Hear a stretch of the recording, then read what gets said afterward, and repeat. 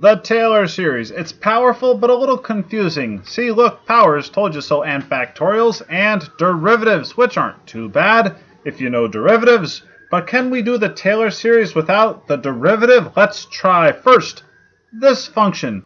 We'll use the Taylor series to tear it apart.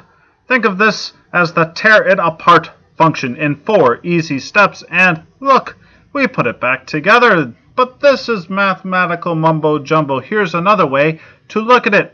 Approximations. This was our first approximation.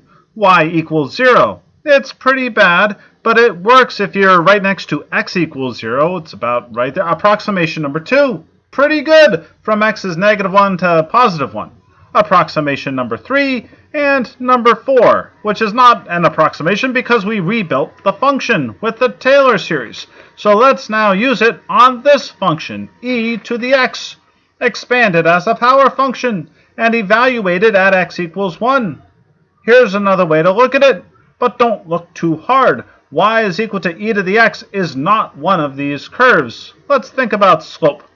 Delta equals 1. Y equals 1 to the x. This curve is boring. The slope equals 0 everywhere.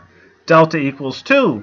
Here, the slope is always and everywhere just a little bit less than the value of the line. Delta equals 3. The slope is always and everywhere just a tiny bit more than the value of the line. Wouldn't it be great?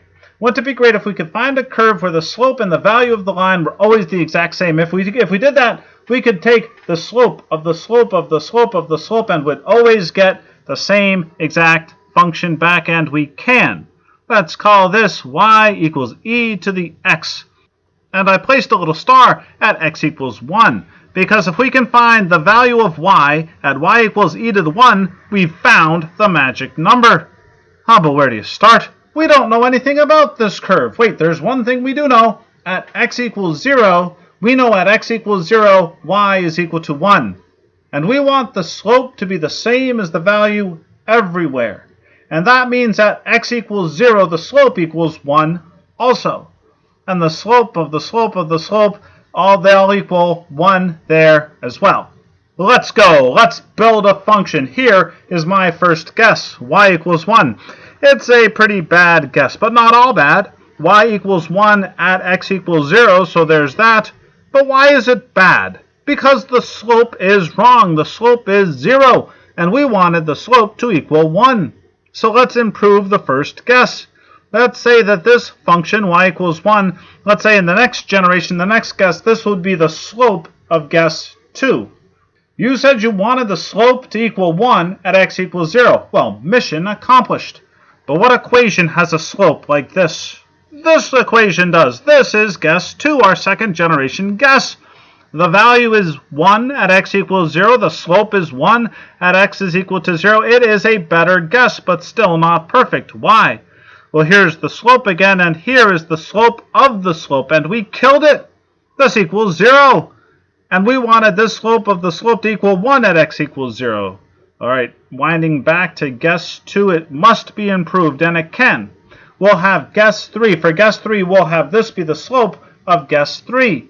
And this is where we miss our calculus. A little bit would go a long way here, but guess and check and taking lots of tangent lines, and we can find this as the curve that will work.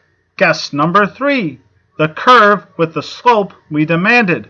And by this point, you see the pattern. We will make guess 3 to equal the slope of guess 4. And you should notice that this will go on forever. Take enough slopes and you will eventually flatten out the slope of this power function, whatever it is. E to the x, however, its slope is immortal. But what does this say about the Taylor series? Well, the Taylor series is exactly what we did. This equation is confusing, but that's what we did. What did we do? Start here or anywhere, but we started at 0. Technically, this makes it a Maclaurin series. Anyway, start here, and we know the value. We know the slope, and we know how the slope is changing. Knowing the value at 0 gives us a clue as to the value at x equals 1. Knowing the slope at 0 gives us a better clue.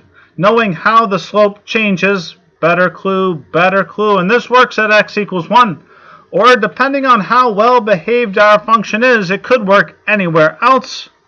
But notice also another thing, our approximation got worse and worse the further from 0 we strayed.